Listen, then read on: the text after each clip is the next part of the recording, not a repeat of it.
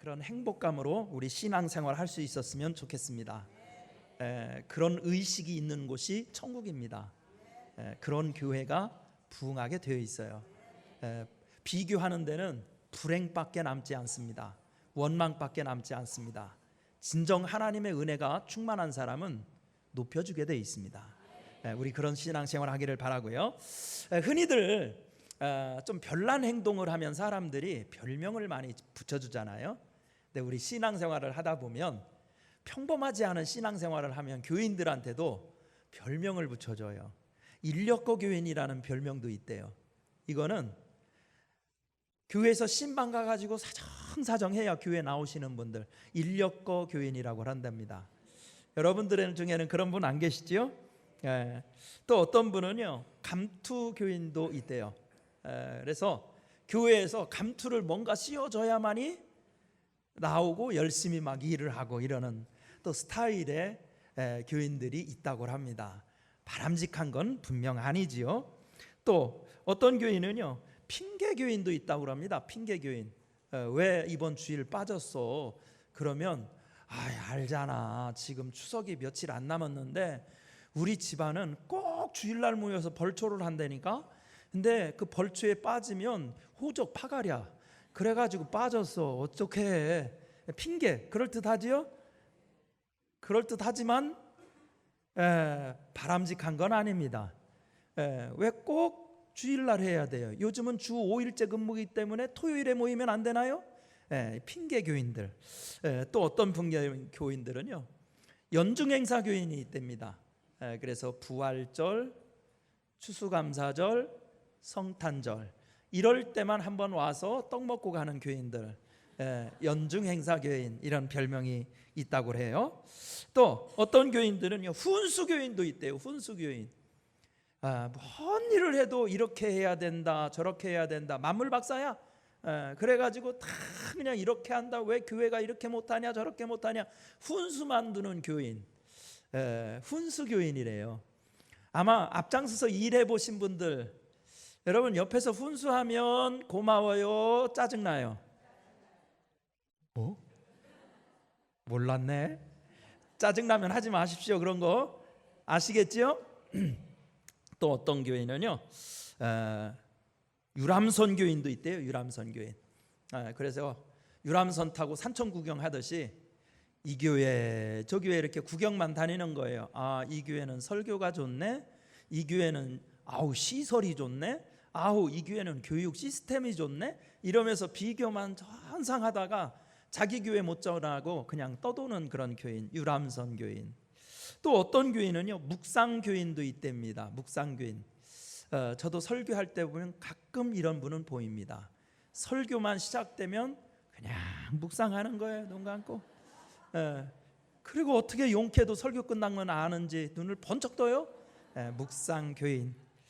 그리고 잠수 교인도 있답니다. 잠수 교인. 자기가 기독교인이라는 것을 알리고 싶어 하지 않는 거예요. 그래서 누구를 만나도 이순신도 아니면서 내가 그리스도인인 것을 절대로 알리지 말아라 막 이러는 분도 가끔 있대요. 지금까지 열거한 이런 여러 유형의 성도들은 공통적인 특징이 있다고 생각을 합니다. 이분들의 공통적인 특징은 우리 아버지 하나님을 인격적으로 뜨겁게 만난 간격이 없다는 거예요. 한번 보세요. 그분들 다 신앙생활 그런 유형을 가진 사람들의 특징. 진짜 하나님을 인격적으로 뜨겁게 만나서 인생 뒤집어진 체험을 한 사람들은 그런 신앙생활 하지 않습니다. 또 한 가지 특징이 있어요. 이런 사람들의 공통적인 특징. 하나님 아버지의 마음을 헤아리지 못한다는 거예요. 아멘 좀 해주셨으면 좋겠어요. 하나님 아버지의 마음을 헤아리지 못하면 대부분 이런 비정상적인 신앙생활로 빗나가게 되어 있다는 겁니다. 자, 그래서 우리 인간의 이성으로 참 헤아릴 수 없는 것들이 많이 있지요. 그것 중에 하나가 아마 자식이 부모님의 마음을 헤아리는 거, 이것도 하나 들어가지 않을까 싶습니다. 그래서 대부분의 사람들이 그런 말을 하더라고요. 부모 떠나고 나니까 아버지 마음을 이해할 것 같고 어머니의 마음을 이해할 것 같다. 그런 얘기를 가끔 하더라고요. 그래서 우리가 살면서도 그렇더라고요. 진짜 자식의 입장에서 부모의 마음을 이해하고 헤아릴 줄 아는 자식이 있다면 그 사람은 된 사람일 거예요. 그렇죠? 틀림없이 그런 사람은 믿어도 되는 사람이에요. 중요한 것입니다. 자, 그래서 우리도 살다 보면 그게 힘들기 때문에 자식 기르면서 우리 부모님들이 한 번쯤은 꼭 고백해 봤던 말이 있을 거예요. 너도 결혼해서 꼭 너 같은 자식 낳아 길러봐라. 이런 말 한 기억 있습니까? 없습니까? 내 마음을 몰라준다는 거지요. 부모님의 마음을 몰라준다는 거지요. 그게 힘들고 섭섭하다는 겁니다. 자, 그래서 오늘 신앙생활도 마찬가지예요. 우리 하나님을 뜨겁게 만나고 인격적으로 체험하고 나서 하나님 아버지의 마음을 헤아리면서 신앙생활을 해야, 그래야 우리가 하나님의 자식된 성도의 온전한 길을 걸을 수 있다는 겁니다. 그래서 예수님께서는 그 유명한 탕자의 비유를 통해서 하나님 아버지의 마음을 알아라, 이걸 깨우쳐 주고 있어요. 오늘 그러면 예수님이 가르쳐주는 이 탕자의 비유를 통해서 우리에게 일러주는 하나님 아버지의 마음은 무엇인가? 우리는 그걸 한번 좀 깨닫는 시간, 마음에 담는 시간 되기를 바랍니다. 첫째로 예수님이 일러주는 하나님 아버지의 마음은, 하나님 아버지는 탕자도 사랑하신다. 시작. 하나님 아버지는 탕자도 사랑하신다. 2번 3번이 막 나와 버렸어요. 설교 빨리 끝났으면 좋은가 봐요. 방송실에서 막 2번을 바로 돌렸어요. 하나님은 누구도 사랑하신다? 탕자도. 20절 한번 같이 읽어보겠습니다. 20절 시작. 이에 일어나서 아버지께로 돌아가니라. 아직도 거리가 먼데 아버지가 그를 보고 측은히 여겨 달려가 목을 안고 입을 맞추니. 왜 20절을 읽었냐면요, 아버지의 행동을 통해서 이게 뭘 상징하는 건가 설명하려고 하는 겁니다. 그런데 예수님의 비유 중에서 이 탕자의 비유가 길어요. 그만큼 중요한 거니까 분량을 길게 쓴 거예요. 그래서 모든 신학자들이 우리 교회의 역사에서 이 탕자의 비유를 갖다가 어떤 별명을 붙여줬냐면 복음 중에 복음이라고 붙였어요. 무엇 중에 뭐? 그만큼 이 비유 안에는 성경의 핵심 사상이 들어있다는 겁니다. 핵심 신앙이 들어있다는 겁니다. 우리가 잘 알잖아요. 내용 스토리는 우리가 이 탕자의 비유 모르는 사람들이 어디 있어요? 다 알아요. 아들이 둘 있어요.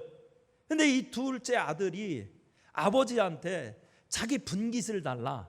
이래가지고 그 분깃을 받아가지고 가서 그냥 먼 나라로 가서 허랑방탕해가지고 죽게 생겼으니까 갈 데 없고 하니까 아버지 돌아가서 종이라도 시켜달라 돌아왔다는 얘기죠.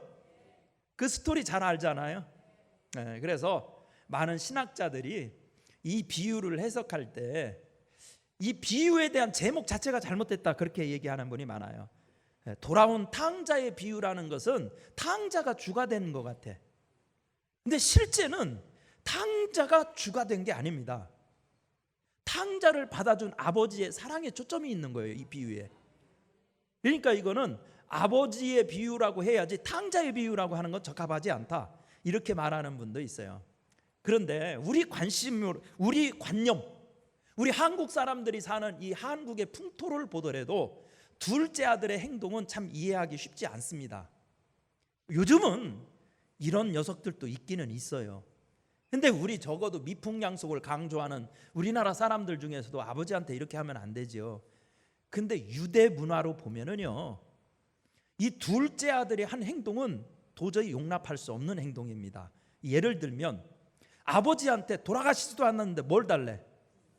분깃이란 말은 자기 유산 달라는 거죠. 자기한테 떨어질 몫을 달라는 거 아니에요. 그렇지요. 이 말은요, 유대 문화로 보면 아버지 빨리 돌아가세요 하는 말이에요. 이게 할 말이에요, 안 하는 말이에요? 이 자식으로서 그건 안 되잖아요. 그렇죠? 그래가지고 정말 목회하다 보면 자식 중에서도 막 그런 걸 후회하신 분이 있더라고요.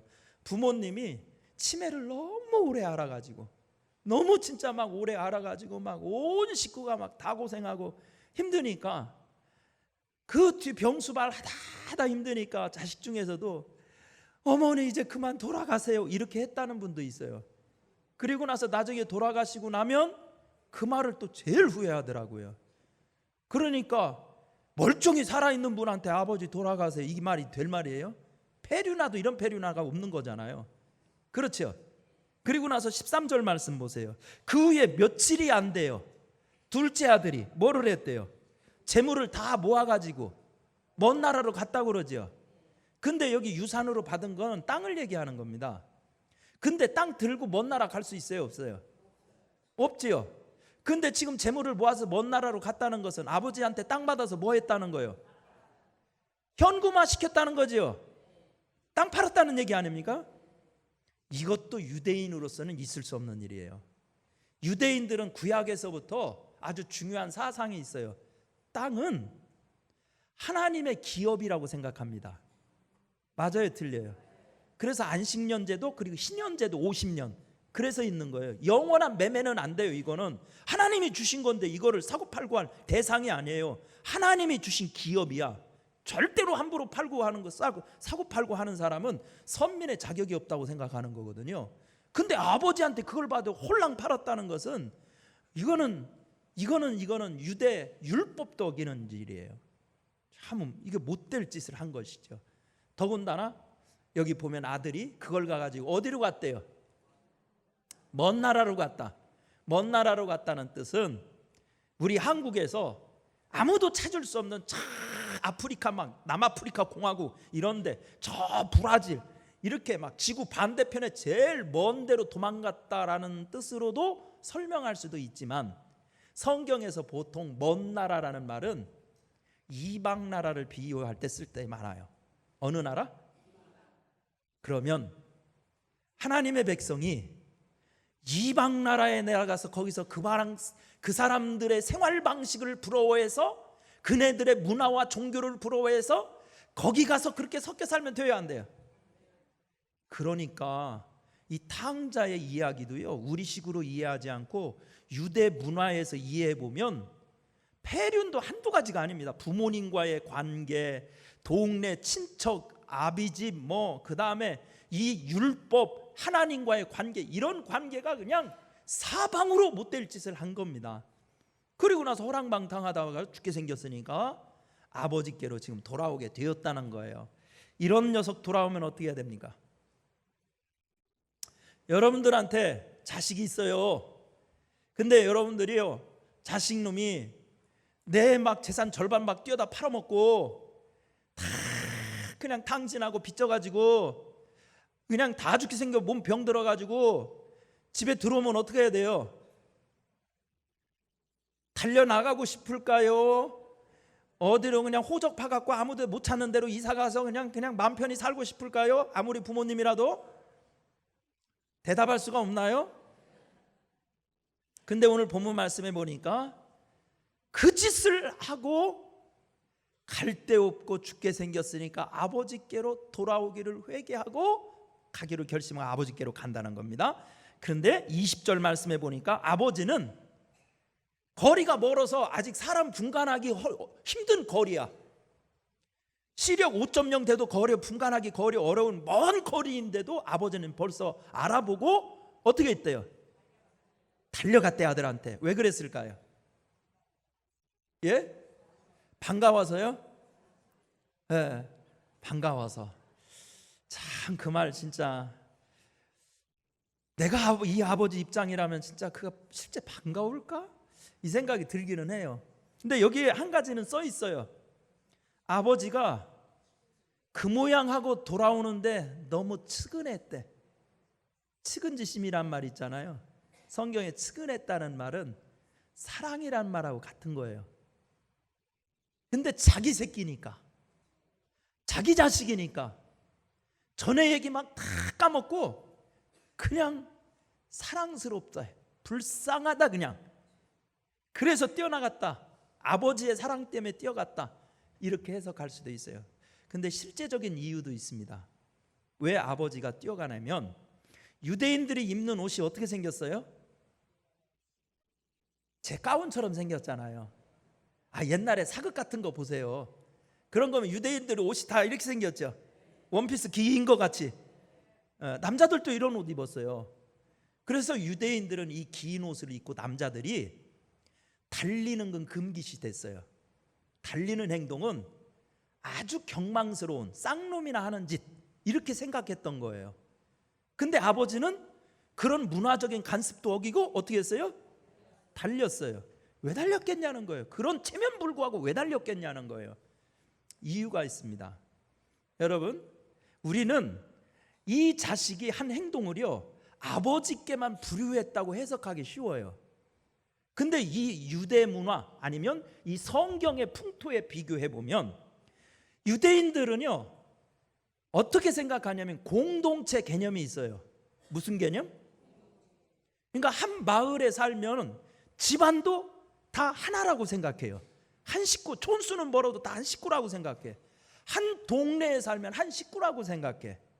그러니까 여러분들을 예를 들어서 아버지한테 불효를 한다, 십계명을 어기죠. 유대인으로서 땅을 팔아먹고 그런 짓을 한다. 그러면 아버지한테만 신뢰한 게 아니라 그 집안 사람들을 모독한 거예요. 그리고 그 동네 사람들을 다 모독한 행위가 돼요. 그래서 이런 배은망덕한 폐륜적인 행위를 하면 이러면 동네 사람, 집안 사람들이 다 들고 일어나서 어떻게 한다고요? 돌로 쳐요. 이게 유대인들의 문화예요. 십계명 어긴 사람들 돌로 쳐버렸어요.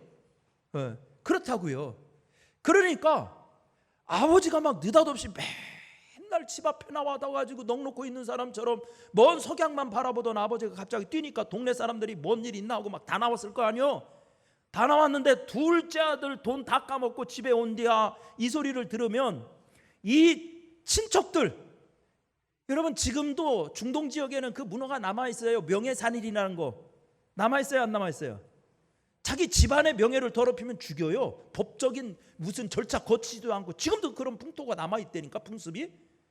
그러니까 이 동네 사람들은 저런 놈이 다 올 수 있어 하고 손에 뭘 들을 것 같아요? 돌멩이 들 것 같지 않습니까? 그러니까 아버지는 막 뛰는 거예요.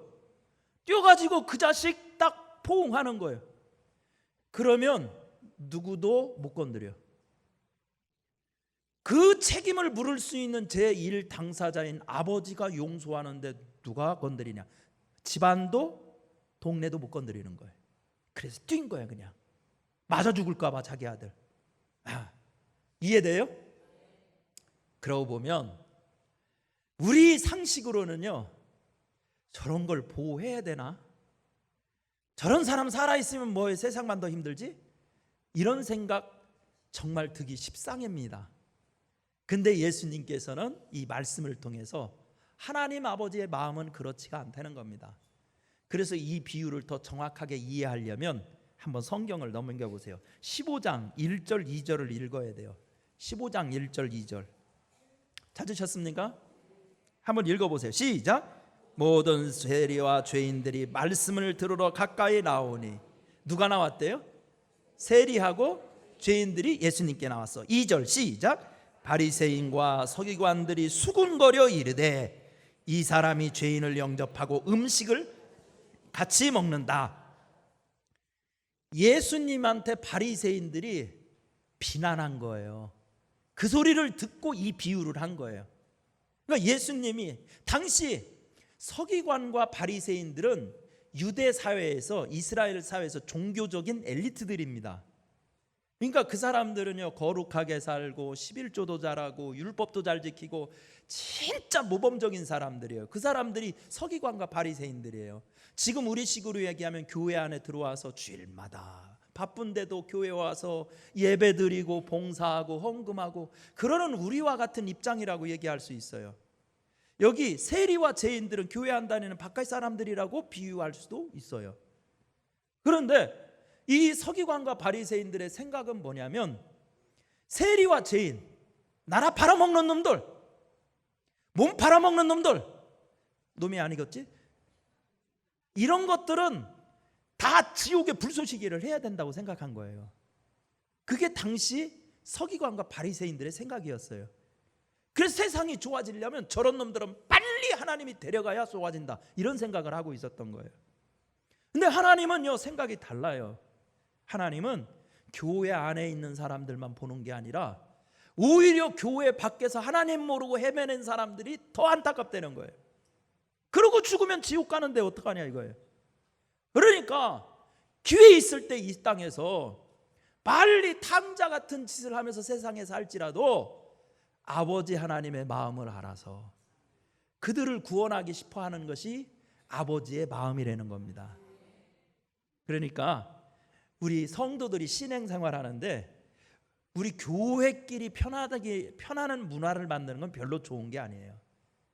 우리도 관심이 아버지 하나님의 마음이 탕자에게 가 있다면 우리도 교회 밖에 아직도 내 친구들 중에서 예수님 영접하지 않은 사람들, 아직도 친척들 중에서 예수님 영접하지 않은 사람들, 예수님은 그 사람들 관심 쓰고 있다는 겁니다.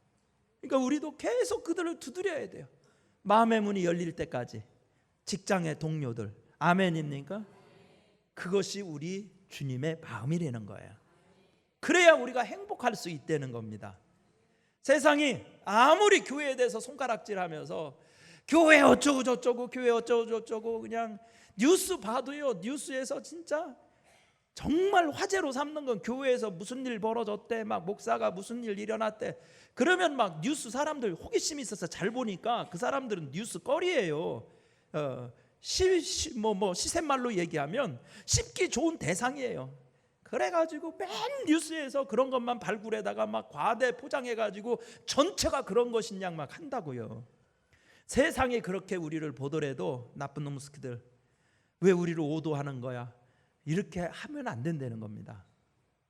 그렇게 보는 사람까지도 예수님을 영접하고 구원받기를 원하는 마음을 가져야 예수님이 우리와 함께 하신다는 거예요. 아멘입니까? 여러분, 우리 자꾸 그 마음을 훈련하셔서 예수님의 마음, 아버지 하나님의 마음이 되기를 간절히 축원합니다.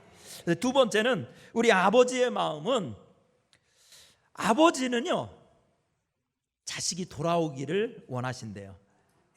한번 같이 했으면 좋겠는데 자막이 순서가 저하고 손발이 좀 안 맞아요. 2번이에요. 2번. 3번이 또 나오고 2번만 빠졌어요. 자, 2번 시작. 돌아오기를 원하신다. 아버지는 오버하기를 원한다. 돌아오기를 원하신다. 21절 같이 읽습니다. 시작. 아들이 이르되 아버지, 내가 하늘과 아버지께 죄를 지었사오니 지금부터는 아버지의 아들이라 일컬음을 감당하지 못하겠나이다 하나. 18절부터 보면은요, 이 나중에 죽게 생겼으니까 돼지가 먹는 사료도 돼지하고 경쟁해야 돼. 그러니까 그거 먹기도 쉽지 않네. 그러니까 배고프고 죽게 생겼으니까 그때서 깨닫고 회개하기 시작해요. 18절 같은 데 보면 자기가 하나님과 아버지께 죄 졌다는 말을 하기 시작합니다. 회개해요. 철저히 회개해요. 회개한다는 말의 원래 성경적인 의미는 방향을 바꾼다, 돌아선다, 이런 말이에요. 뭐 한다고요? 방향을 바꾼다, 돌아선다. 그러니까 하나님은 돌아오기를 원한다는 것은 우리 하나님께로 다 우리는 마음을 향하고 회개하기를 원하신다는 거예요. 아멘입니까? 왜요? 왜 돌아오기를 원할까요? 그 한 푼도 없는 놈? 돌아오기를 우리 인간적으로 생각할 때 좀 남은 거라도 있어야, 건질 것이 있어야 돌아오면 좋지. 예를 들면 이 둘째 말이, 첫째 형이 막 형 돌아왔다, 동생 돌아왔다고 막 아버지가 막 환영해주고 잔치하고 그러니까 큰 형이 막 열내지요. 그런데 만일 이렇게 했었다면 어떻을까요? 진짜 이 둘째 동생이 막 가가지고요, 그 돈을 잘 굴려가지고 막 국제적인 막 재벌이 돼갖고 왔어. 그래가지고 집에 막 그냥 롤스로이드 딱 타고 막 오는 게요. 그러면 형 어떻게 했을까요? 지금처럼 아버지한테 승질내고 그랬을까요? 이게 우리의 마음의 인간의 마음. 그러면 절대로 여러분, 너 이놈의 자식 왜 와오냐? 그동안 뭐 했냐? 왜 속썩했냐? 이런 말 안 했을 거라고. 국제적인 성공 사례 얘기하면서 마을 입구에다 현수막 딱 걸어가지고 국제 재벌 암흑의 귀향 이런 거 써붙이고 그랬을 거라고요. 무일푼 죽게 생긴 사람 환영하는 사람이 어디 있어요? 그러면 이해가 안 돼요. 아버지는 뭘 바라고 그 오는 걸 좋아하냐고요. 뭘 바라고? 그 아들한테 뭘 거둘 게 있다고 자기한테 돌아오는 걸 좋아하냔 말이에요. 우리 아버지 하나님은. 이게 이런 뜻이 있는 것 같아요. 제가 우리 둘째 딸이 4월 달에 결혼을 했어요. 그래가지고 이제 사위는 목회하는 전도사예요. 그러니까 이제 저 평창이라는 데 아시죠? 그 평창이라는 산골에서 이제 시골 목회를 지금 하고 있어요. 그래서 이제 시골 목회자한테 시집을 간 거지요. 그러면 대부분 결혼하면 이제 집들이 같은 거 대부분 뭐 이제 신혼여행 갔다 와서 뭐 한 주, 두 주, 석 주 지나면 다 이제 가가지고 집들이도 하고 뭐 찾아가기도 하고 그러지요. 그런데 여러분들도 제 지금 4월 달부터 뭐 4월 이전부터 저 일정을 알아시잖아요. 그런저런 일 하다가 정말 시간이 안 되는 거예요 이게. 그래가지고 4월도 지내고 5월도 못 가고 6월도 못 가고 7월도 못 가고 8월 달까지 못 갔어요. 그래가지고 넉 달이 된 거잖아요. 너무 미안해가지고 이제라도 어떻게 시간을 내가지고 가봐야 되겠다. 딸 집에 시간 집에 어떻게 하고 사는지 전화했더니 안 받아요. 이건 무슨 뜻일까요? 전문 용어로 삐졌다 이렇게 얘기하는 거예요. 그러니까 아내는 저한테만 막 타박하는 거예요. 아빠가 돼가지고 어떻게 해서라도 시간을 내서 딸이 어떻게 목회하고 어떻게 살고 있는지 빨리 좀 가보지, 그냥 바쁘다는 핑계만 대고 막 이랬다고 저만 타박해요. 근데 진짜 타박해도 내가 안 되는데 어떻게 해요? 그 이 공적인 일들이 이렇게 널려 있으니까. 그래가지고 하는 수 없이 시간을 짜가지고 이번 주 월요일 날 오후에 갔어요. 오후에 이번 주 월요일 날 오후에 가가지고 진짜 평창에 막 산골로 한참 들어가더라고요. 근데 산골로 들어갔는데 다행히 교회는 예쁘장하게 잘 있어요. 그래가지고 목회하는 교회도 보고 살림살이 하는 것도 보고, 그리고 또 딸이 해주는 밥도 한번 먹어보고 싶어가지고 야 니네 집에서 하루 자고 가고 싶다 야. 그랬더니 그건 자기들이 환영 안 한대. 요즘 젊은이들은요 이렇게 가까운 딸이라도 자기 집에 화장실이 하나 있는 거 같이 쓰는 게 불편한가 봐. 막 그런 거 불편하고, 자기 시집 어른들도 왔었는데 이제 우리 딸이 시집 어른들이 계시니까 화장실 가기가 그렇게 힘들더래. 그렇다고 정 자고 가고 싶으면 근처에 숙소를 하나 잡아드릴 테니까 거기서 자고 가라고. 그래가지고서는 거기서 걔네들 이제 밥도 사주고 용돈도 좀 주고, 그리고 하룻밤 자고 서울로 올라오는데 사위한테 문자가 왔어요. 문자 한번 읽어드려 볼까요? 궁금하세요?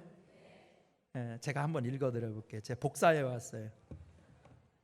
이런 문자를 보냈어요. 장인어른, 잠시 쉼을 가져도 부족할 시간에 사랑하는 둘째 딸과 사위를 보러 와주심에 감사드립니다. 저희 행복하게 잘 살고 있는데 그 모습이 보였을지 걱정입니다. 혹시나 더 챙겨주지 못하고 관심 갖지 못했다는 어려운 마음이 있으셨으면 전혀 그렇지 않으셔도 된다고 말씀드리고 싶었습니다. 남은 하루 진정한 쉼이 있기를 바라고 내일 홍천과 서울 가는 여정도 신바람 나는 여정이기를 기도하겠습니다. 그 다음에 구절 때문에 내가 눈물이 났어요. 아까 한별이가 말하더군요. 부모님 오시니 좋다. 부모님 오시니 좋다. 자기 남편한테 그랬대요. 부모님 오시니 좋다. 저 또한 참 좋은 시간이었습니다. 계속 기도로 응원하겠습니다. 그걸 보고 내가 왜 울컥했냐면요, 저와 여러분들은 지금 탕자의 이야기를 성경에서 보고 있는데 내 형편을 보니까 탕부의 이야기야. 내가 너무 늦게 갔어. 근데 부모와 자식이라는 것은 관계가 그런 관계예요. 어떤 관계예요? 돈을, 재산을 딥다 많이 안겨주면 좋은 관계예요? 그러면 왜 그렇게 재벌들 자식들 싸운대요?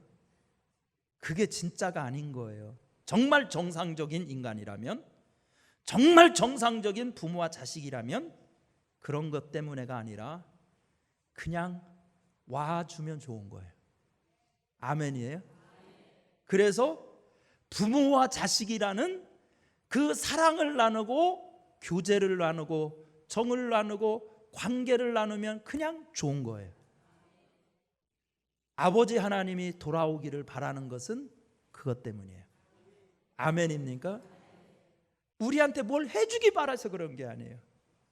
니들 돈 딥다만이 헌금해갖고 그걸로 교회 좀 져라, 뭐 좀 해라, 이런 것 때문에 우리를 보기를 원하는 게 아니라는 거예요. 우리 하나님 아버지의 마음을 알아서 하나님 품에 안기니까 참 좋다. 인생 참나 힘들었는데 우리 예수님 품에 안기니까 진짜 쉼이 온다. 참 좋다. 이거 깨닫게 하려고 우리 주님은 돌아오는 게 좋아하시는 거예요. 여러분, 우리 아버지의 마음이 저와 여러분에 대해서도 그렇고 교회 밖에 있는 사람에 대해서 그 마음 가지고 계셔요. 아멘입니까? 세 번째, 우리 아버지의 마음은 어떤 마음인가? 아버지는 회복시키신다. 시작. 아버지는 회복시키신다. 22, 23절만 한번 빨리 읽어보실까요? 시작. 아버지는 종들에게 이르되 제일 좋은 옷을 내어다가 입히고 손에 가락지를 끼우고 발에 신을 신기라. 그리고 살진 송아지를 끌어다가 잡으라. 우리가 먹고 즐기자. 아버지는요, 달려가서 자식을 끌어안아주고 용서하시고 받아준 것만이 아니라 여기 보니까 첫 번째, 제일 좋은 옷을 입혔대요. 옷은 옛날부터 신분의 상징이에요. 뭐의 상징? 종이 아니에요. 그렇게 못된 짓을 하고 회개하고 돌아왔으면 하나님은 다른 것 일절 없어요. 여기 보면 아버지가 너 그따위로 살면 안 된다, 너 그래서 뭐 인생 어디다 써먹을래, 이런 뭐 훈계나 따진 말이 하나도 없습니다. 돌아왔을 때 제일 좋은 옷, 아들의 고귀한 신분을 회복시켜줬다는 뜻입니다. 뿐만 아니라 뭐도 하느냐, 보내 손에 가락지를 끼워요. 그렇죠? 손에 가락지를 끼운다는 건 뭐냐면 요셉 생각해 보면 돼요. 요셉이 말이죠, 애굽의 총리가 되니까 바로 왕이 자기 인장 반지를 빼서 누구한테 줘요? 요셉한테 주죠. 가락지 끼운다는 것은 최고로 믿는 신뢰 행위예요. 신용카드 주면서 마음대로 써 하는 그런 느낌이에요. 믿는다는 거예요. 그 다음에 또 뭐를 하느냐, 발에 뭐를 신겨요. 그러면 지금 이 아들은 발에 신발이 있는 거예요, 없는 거예요? 신발 안 신고 다는 거 있었어요. 고대 세계에서는요, 종은 신발을 못 신었어요. 종같이 돼 있었던 자식을 신발을 시켰다는 것은 자유인이라는 거예요. 자유인, 종이 아니라 자유인. 그리고 또 뭐예요? 23절에 보니까 살진 송아지를 잡아다가 뭐 했대요? 잔치 베풀었대죠. 그래서 미국의 유머 중에, 교회 유머 중에 그런 거 있어요. 막 교회 학교 선생님이 막 애들한테 그 탕자의 비유를 얘기하면서 다 이제 설명한 다음에 퀴즈를 냈대요. 여러분, 탕자가 집에 돌아왔을 때 제일 기분 나쁜 사람은 누구였을까요? 이렇게 문제를 냈다는 거예요. 제일 기분 나빠한 사람이 누구였어요? 형이었죠. 그런데 대답이 살찐 소요, 이렇게 대답했다는 거예요. 참 어린이들 진짜 기발하죠, 생각이. 살찐 소 얼마나 기분 나빴겠어. 저 죽는 건데. 잔치한다는 것은 우리식으로 얘기하면요, 취임식 하는 거나 같아요. 그러니까 제가 담임 목사 취임식, 그걸 통해서 세상에 공표하는 거죠. 감독 취임식, 이걸 통해서 이 사람은 이런 사람입니다 회복시켜주는 거죠. 잔치가 그런 의미예요. 취임식과 같은 거예요. 아버지는 우리가 돌아오기만 하면은요, 우리를 어떻게 해주고 싶어 하시냐면 신분을 높여주시고 삶을 회복시켜주시고 세상에 존귀하게 만들어주시기를 원하시는 분이에요. 여러분, 예수님 믿는 거 행복한 겁니다. 우리 인생을 들들 볶으라고 그렇게 하는 게 아니에요. 우리를 그래서 초청하는 게 아니에요. 하나님이 우리를 인생 회복시키시고 심령 회복시키시고 건강 회복시키시고 가정 회복시키시고 일터 회복시키시기를 원하십니다. 우리 아버지의 마음으로 사십시다. 그래서 여러분, 이 가을철에 우리도 아버지의 마음을 알아서 세상에 예수님을 모르는 탕자들을 주님께로 인도할 수 있는 축복이 있기를 축원합니다. 은혜로우시